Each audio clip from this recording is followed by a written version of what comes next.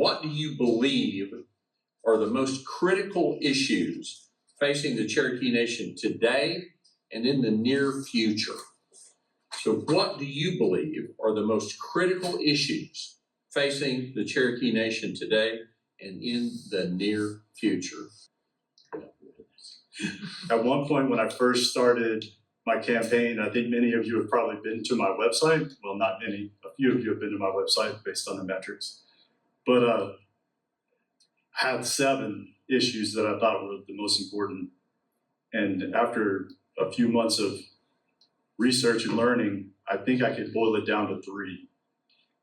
Number 1, as I noted in my opening remarks, self-determination and sovereignty, whether or not we are aware of it, is under attack and in danger.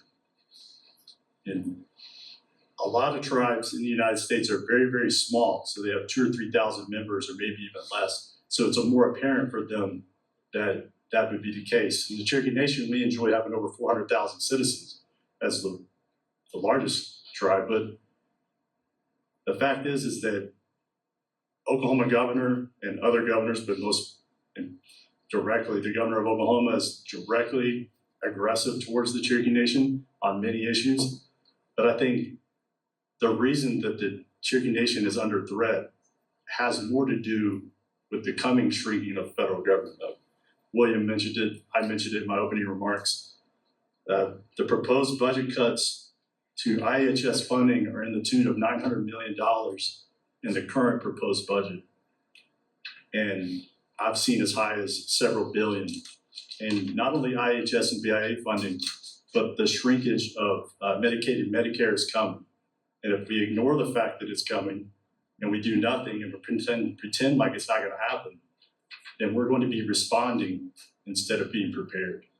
And I just believe that as a nation with a very large revenue source, and in some accounts the largest revenue source of all tribes, and many tribes combined, we have the opportunity and the ability to create sovereign nation funds and wealth funds to start investing and preparing for whenever Indian Health Services, Bureau of Indian Affairs, Medicaid and Medicare either get drastically cut or some programs are going to be in danger of being cut forever.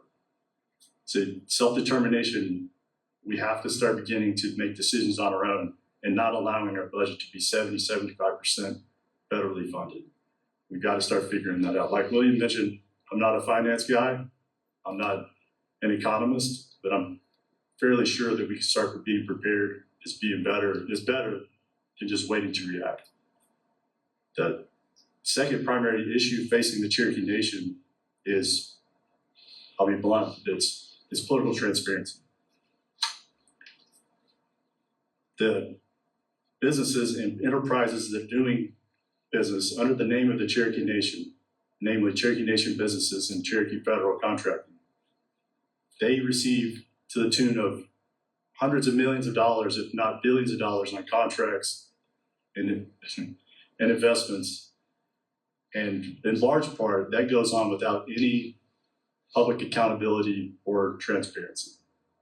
We really don't know where the money comes in, where it goes, where it's going to be invested.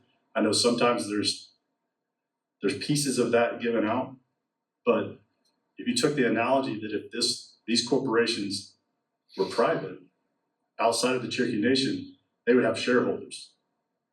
And in this situation, all 400,000 of us, we're all the shareholders of Cherokee Nation business and Cherokee Federal and any business that does its business under the name of Cherokee. And they should engage themselves and conduct themselves in a way that we should be proud of and we can accept. In the current situation, we really just don't know. I would propose that we would have public audits, more frequent reporting, have a situation where us as shareholders would understand, at least at minimum, what contracts are being entered into and what kind of business we are being asked to conduct as the Cherokee Nation. Some of which we may or may not agree with or want even our name being associated with. And then finally, the final one, I guess it relates directly to the first one, is at-large services. Many Cherokees that live outside of the 14-county jurisdiction but also live outside of Indian Health Service facility jurisdiction, they have absolutely no access to tribally funded or federally funded healthcare. And I think for many of the people watching, and maybe a few here, that's an issue that we have to address. If not, we are leaving Cherokee Nation citizens underserved. Thank you.